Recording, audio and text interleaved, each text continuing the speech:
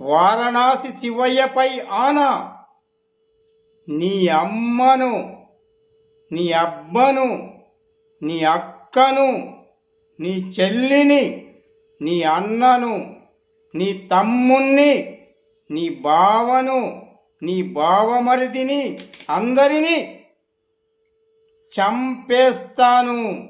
ఆ వారణాసి శివయ్యపై ఆనా. ఎందుకంటే నా తల్లిని, నా చెల్లిని, నా తండ్రిని, నా అన్నను, నా బావను, టోటల్గా నా ఫ్యామిలీని ఫ్యాక్షన్ కత్తులతో వేటాడి చంపారు.